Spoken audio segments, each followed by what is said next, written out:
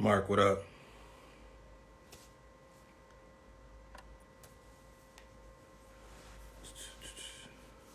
What's up, Justin?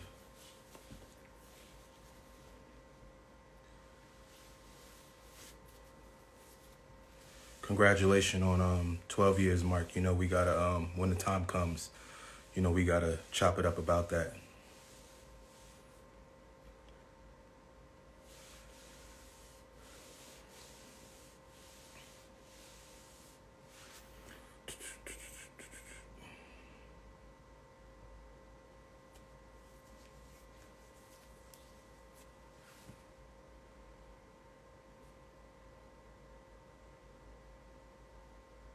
Thank you, I appreciate it.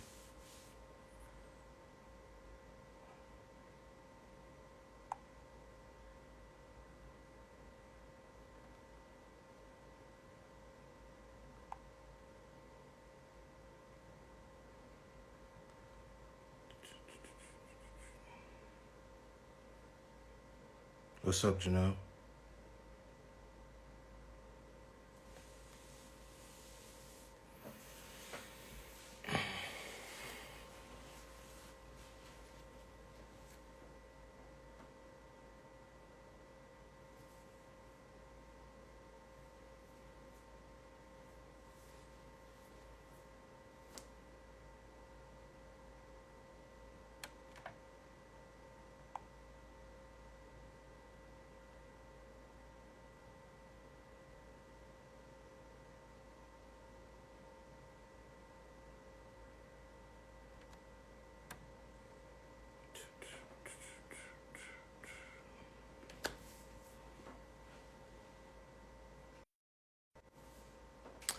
Indiana.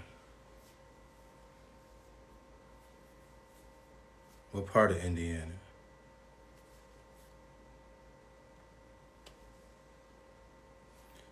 There we go, my man, Brett.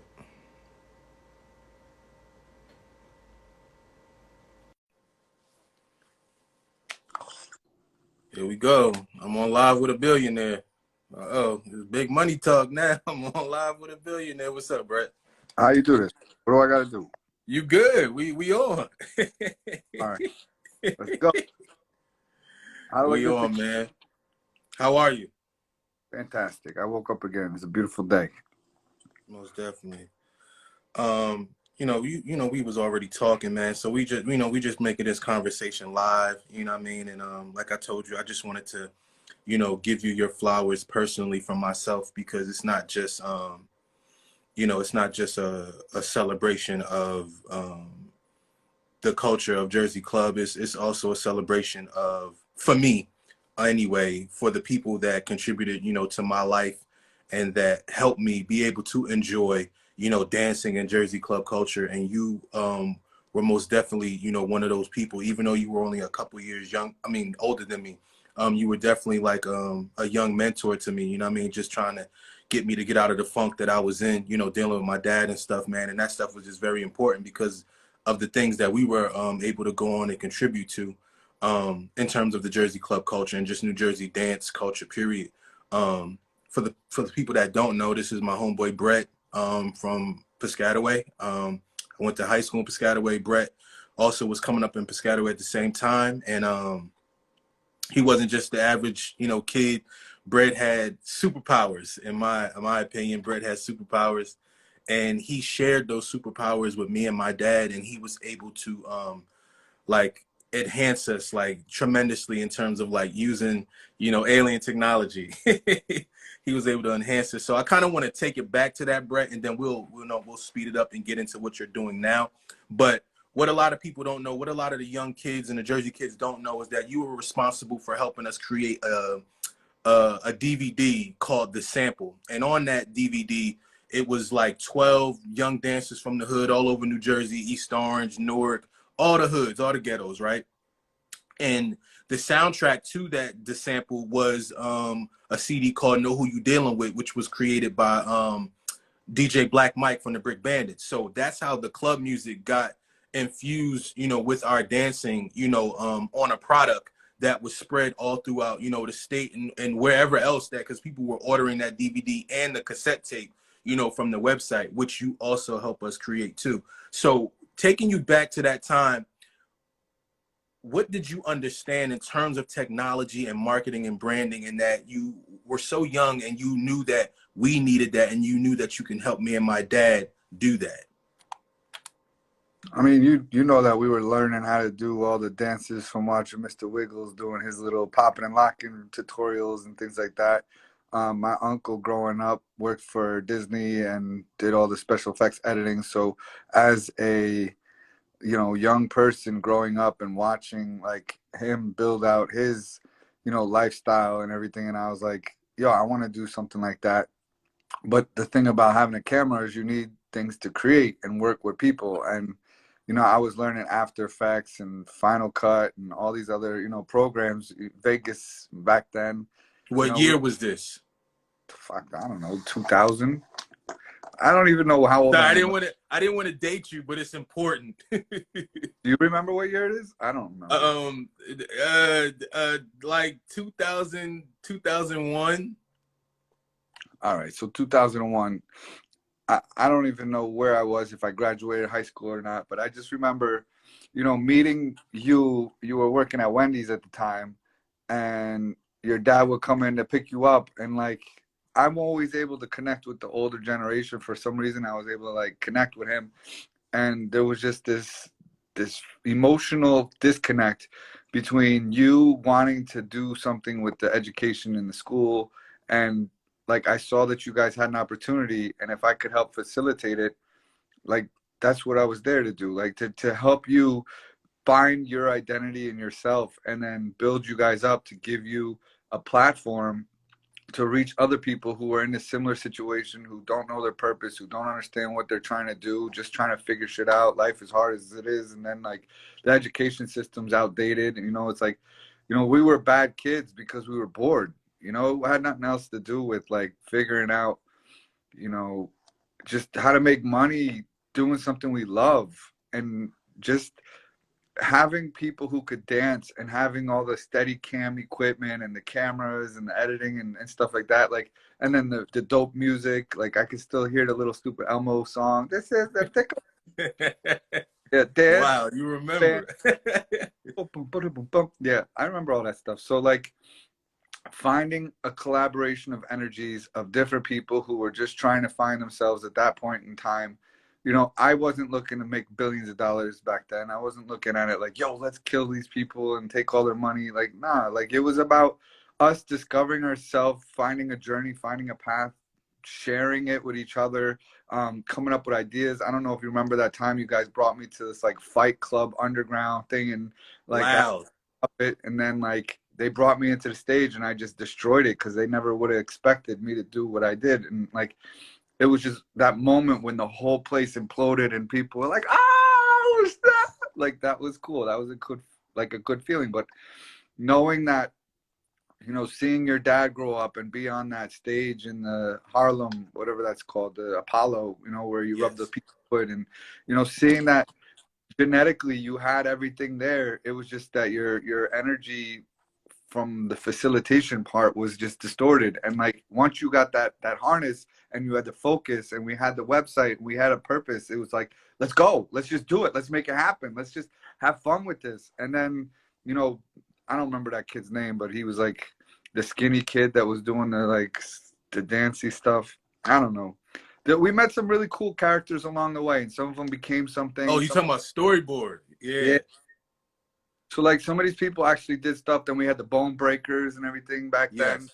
Stuff like then you end up seeing them in music videos and participating in different things. So like it was just really cool to see that people were able to find themselves back then.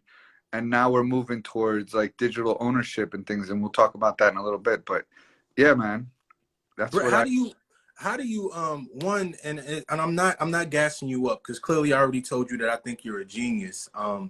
Much to the lines of people like Kanye and just all these other people that like Elon, like you guys are so far ahead. When you finally started seeing the mainstream industry and media really doing like what you did for us, it was only a few years later then you start seeing the America's Best Dance Crew and the So You Think You Could Dance, you started seeing all the grassroots stuff that you were doing for us in terms of giving us a platform and the cameras and stuff like that. How did you feel when you started seeing stuff like that? Does that bother you as somebody that's a content creator? Like, or it's like, are they always late? Like, what do you think when you see things like that? Yo, I don't even look. How about that? I'm so busy in my own little world, just creating stuff and seeing what's next. I mean, it's cool to see like America's Got Dance Crews or these talent platforms. I mean, back in the day, they had that Soul Train, right? Yeah, Like another iteration of that, giving a group of people and a target demographic. Now you got TikTok, that's where the action is. So I don't see myself as somebody that's like trying to like feel anything after somebody else does what we already did. I just look at I'm bored with life. How can we make it more exciting? What can we do to tell a story and make it like absolutely ridiculous? So when we look back on it 10 years from now, we're like, yo, remember that? That's it, man. That's what I do it for. understood.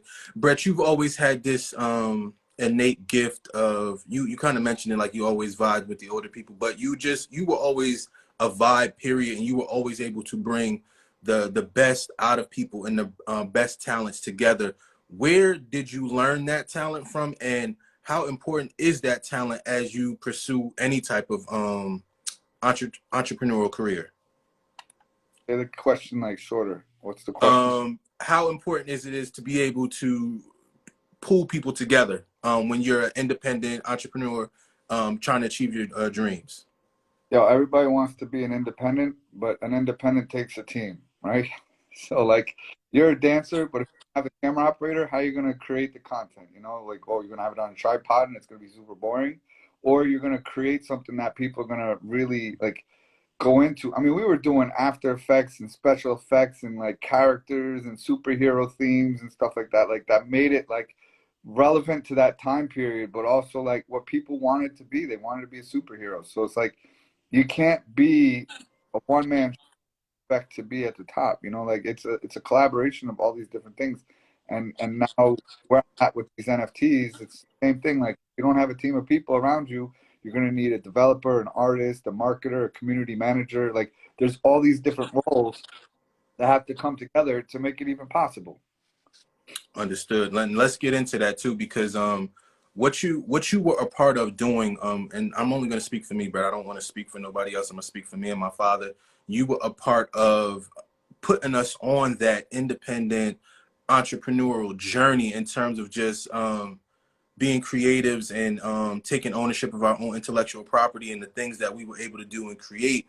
And you did that at the time, and we did what we can do at the time with it. But as you know, times change, platforms changes, and currency and everything is changing now. So you're at the forefront of this NFT thing, and you're able to convey what you're doing now to other entrepreneurs that are coming up now and be able to help them in a new way. So what ways can you and this new NFT system help independent, not only dancers, but just everybody that's trying to, take ownership of their art? Well, what's funny is you said I'm at the forefront. I was looking at this stuff in 2013, Oh, and shit.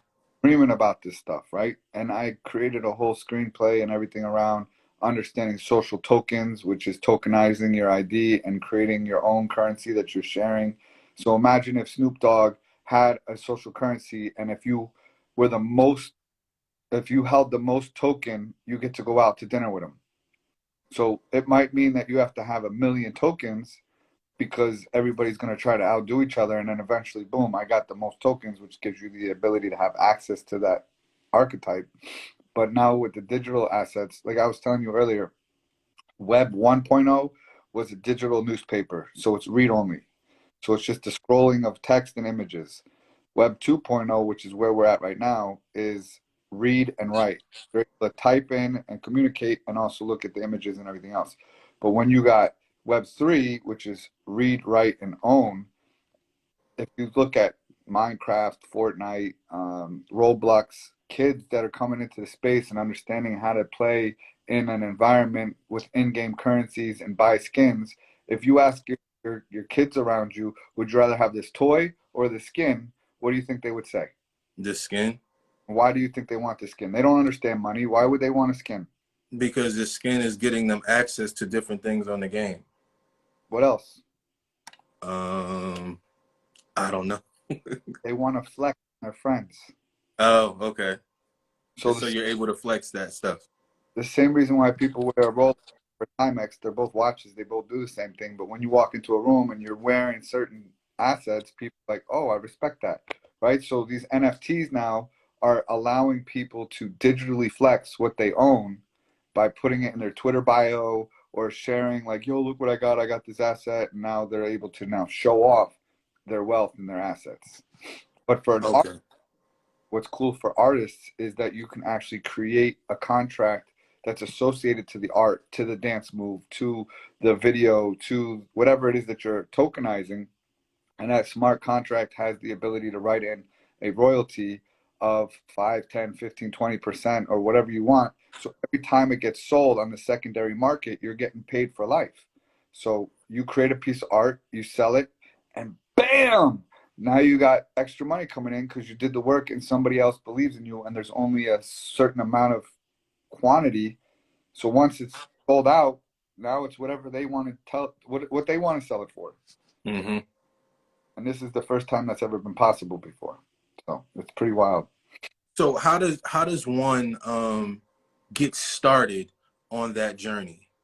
Do they have conferences with you, or like what how does somebody get started on that journey? The first thing is asking the questions, right? Finding out what is an NFT.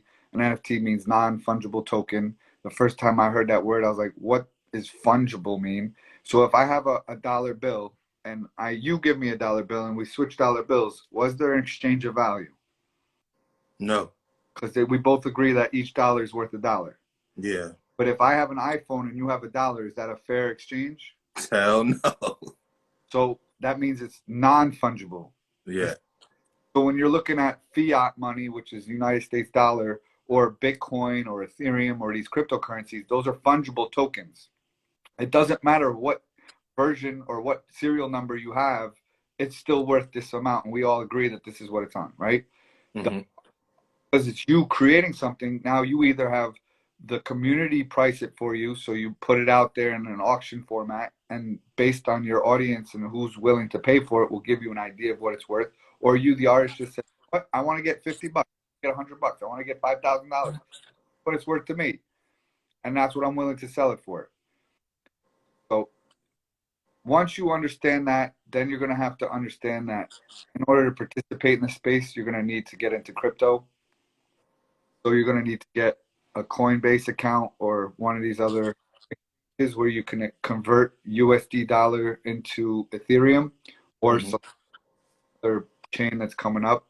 And then you're going to have to move your cryptocurrency into a wallet, MetaMask, which gives you the ability to now collect, buy, and sell in that wallet. So now instead of having a username and password, your wallet, now your identity on the blockchain and while you're interacting with Web 3.0. That make any sense? You look like No. No. It makes complete sense. I'm just soaking it in.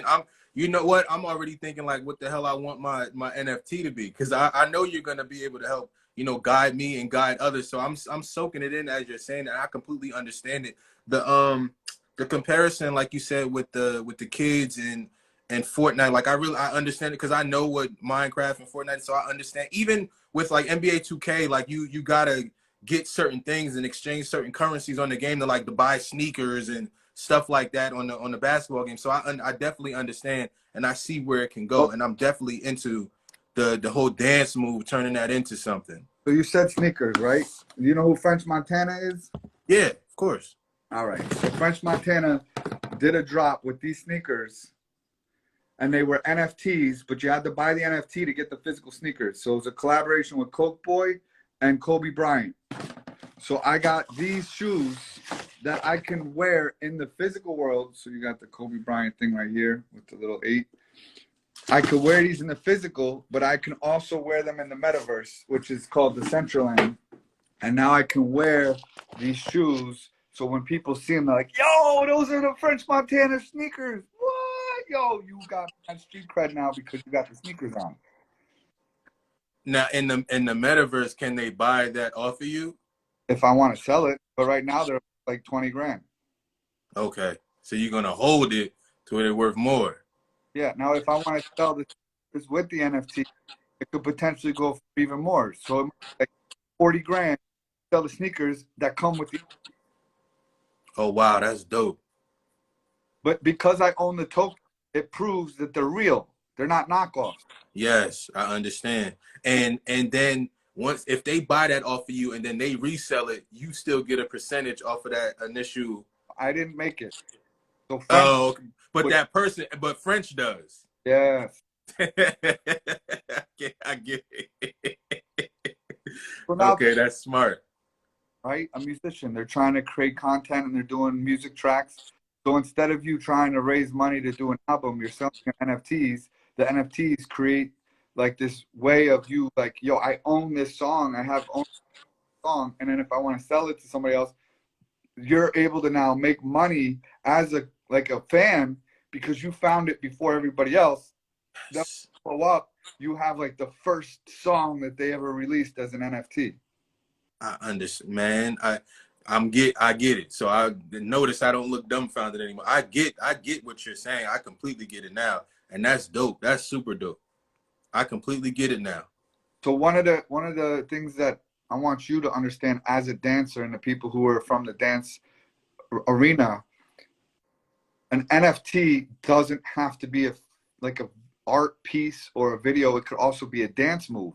So Hmm. you suits that you could put on, and if you could do some dance move that creates this motion, you're now selling that as an emote for people to be able to now go boom. I got this dance move. So when they do it, they're like looking mad cool in front of their friends, but it's their avatar doing this movement. Understood. So Understood. So it's like if I created my own little moonwalk, now people can have that moonwalk and keep reselling that moonwalk, and I can keep getting paid off of my variation of a moonwalk that I created. right. Understood. I get it. We got it. We got some work to do. I don't want to talk anymore. I don't want to talk about it. I just want to do it because it's that simple. If you Google, there was a moment where Roblox was doing a concert with the kid Little Nas X. Uh-huh. He has cameras facing himself that are capturing his facial expressions, and he's actually doing the live concert inside the metaverse. So everybody's actually able to walk around the 3D environment, and they're all jumping around and they're listening to the music, and he's dropping his album inside the metaverse in this 3D concert. And then as soon as he's done with a song, the set does a whole set change, and now you're in a whole different environment. And like little kids' brains are exploding all over the place. They're like, what? So imagine if you have to buy this NFT and that becomes your ticket that gives you access to this event. And then without the NFT, I'm sorry, you can't come in the front door, whether it's in a physical place or And metaverse. the initial NFT is his. Right.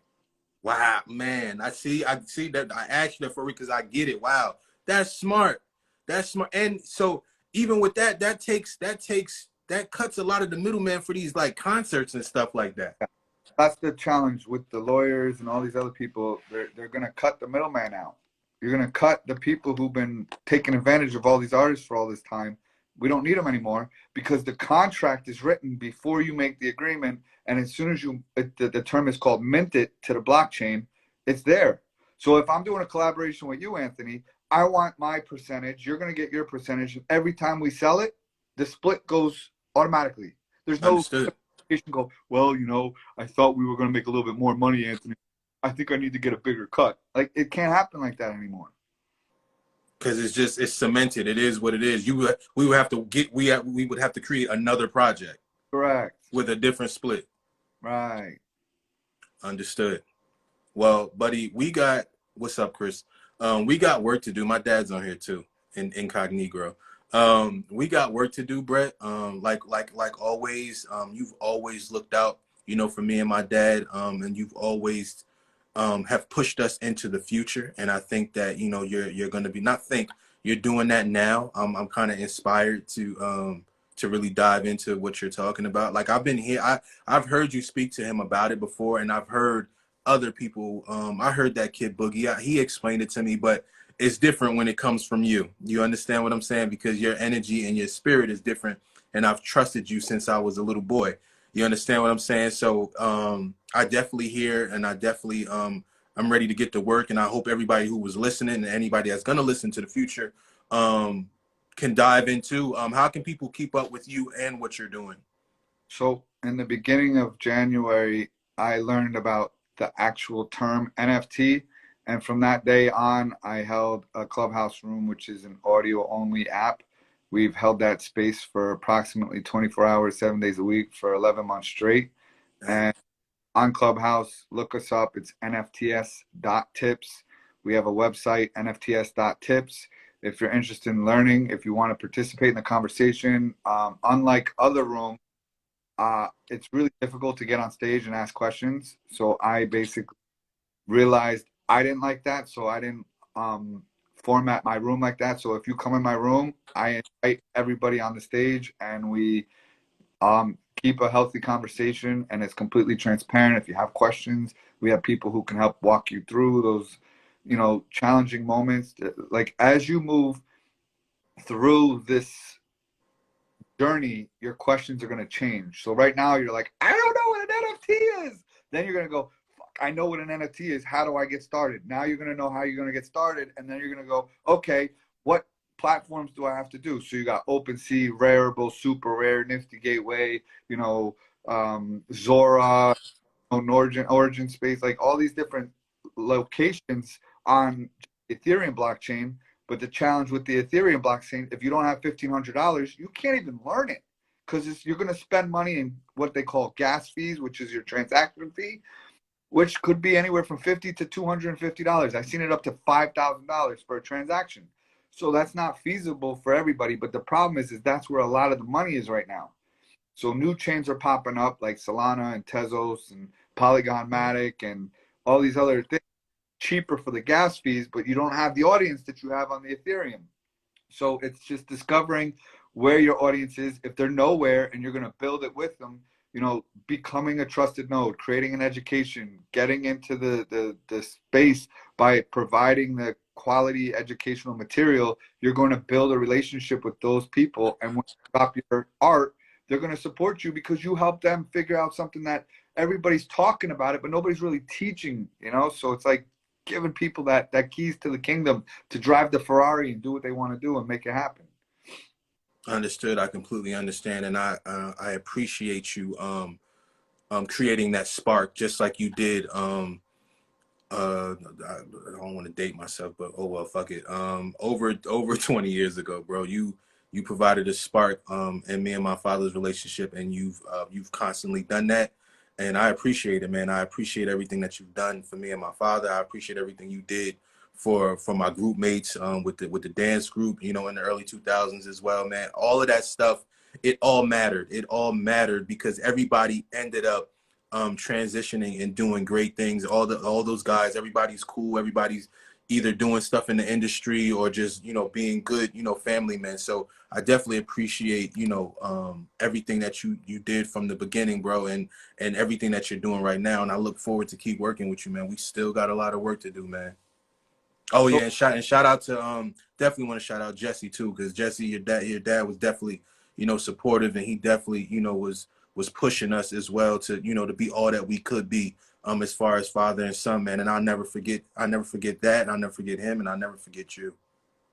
well, just from my point of view, dude, I'm just excited to see where you guys have taken this knowledge, what you've done with it, and seeing you guys produce a magazine and travel and interview some of the biggest names in the industry and create a dance studio and have events and be in a movie. And like, you guys really proved that you weren't some punk ass kid back in high school that couldn't pay attention and was throwing pencils in the ceiling, like bad person, not in your vibe, in your flow.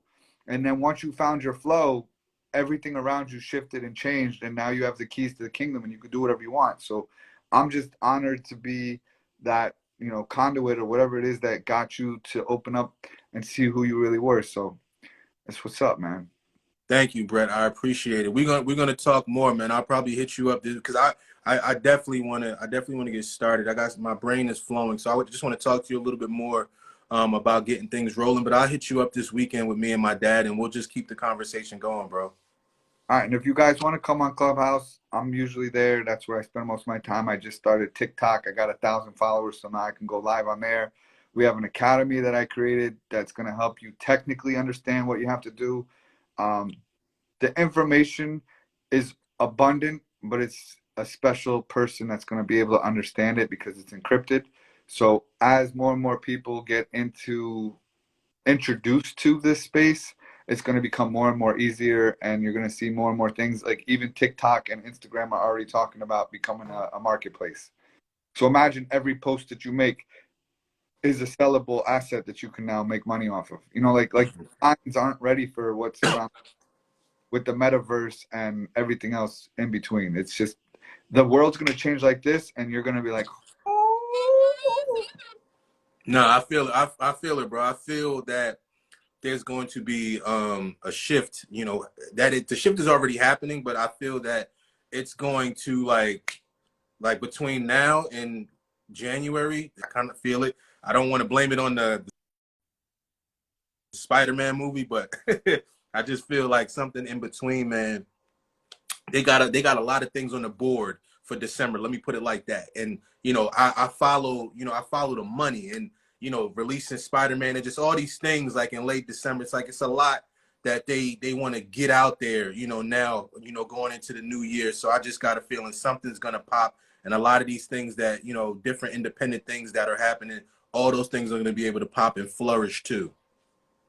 So it sounds like you're going to be wanting to look into a program platform called Vivi, has the license agreement with DC, with Marvel, with Disney, The Simpsons, with Powerpuff Girls. So like they're creating NFTs with the labels. Hmm. It's really interesting to see what the big boys are doing. Not that they're going to take over the world with it, because you can't even buy one. They drop and they're sold out in minutes. But it's just interesting to see how everybody's basically back in the day when web was becoming a thing, instead of having a phone book you had to spend more money to get a full page ad. Everybody's kind of at the same level. You're going to have the same tools, the same space. What do you build with what you got? What's your creativity look like? Who are you as an individual? What are you going to share with the world? I see in the future, instead of you taking a ride to a physical brick and mortar space to do something, imagine putting on an Oculus and being able to now conduct business, whether it's a dance studio and everybody in there is actually able to see each other and using your motion suits and doing like full blown experiences and practicing their own. Dude, it's gonna change the world. I understand, and I agree, and I see it. I see because it's what's funny is that you see it in pockets. Like so, we're seeing all this stuff on pockets. Different people on social media is putting out this and putting out that, and everybody is everything is just scattered. And I think, like I said, it's just something's going to bring everything out and together. I don't know if they're going to reveal the aliens or what, but it's going to be something, man. But I'm looking forward to it, man, because I think it's going to benefit artistic people the most for once. Well, I see that the artists were the first reason for mass user adoption. When Bitcoin came out in 2015, people are just trying to figure out how to pay their rent and what's for dinner. They're not going to try to learn tokenomics and how Bitcoin works and all this other stuff. But when art came in and the artists who have been broken and taken advantage of this whole time learned that they can use this to make a new income with the royalty fees, and that the amount of money that's being moved in this space was absolutely insane, these people are like, yeah, I want to learn. So now they're asking the question for the first time and trying to figure it out, which is now opening up more things. But the musicians, the problem that they faced was they're signed in a 360 deal. They don't even own themselves. So they can't go and create NFTs around them Because because, they're gonna own that too. yeah, they don't own you. You know, they don't own themselves. But then the metaverse is becoming more and more popular. With the metaverse is going to come avatars. With the avatars is going to become wearables.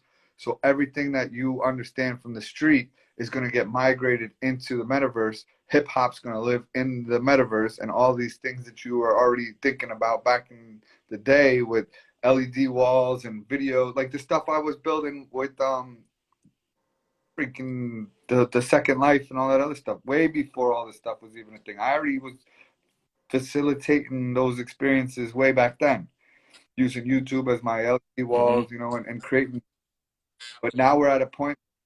It's like imagine Grand Theft Auto, but you can now buy a piece of that real estate and have an actual location where people can come and either interact with an avatar that's like a clone that's scripted, that is able to provide a certain amount of information and get them to either sign up for a calendarly event to do like a meeting face to face Zoom, or just get enough information to sign up for something on the website. Like you're giving people access to experience something on a whole new level. Understood. Well, I appreciate your time, Brett. As always, like I said, we're gonna keep it moving. And for everybody on the live, make sure you keep up with Brett and follow this NFT stuff, man. It's not just sounding like the wave of the future. It is the wave of the future. So, you know, get on the wave now and ride it. You know what I mean? You just never know where you'll land doing it. So I appreciate it, Brett. We'll hit you up this weekend, man. All right. The best All place. right, man. Peace. Appreciate you. All right. What do I do now?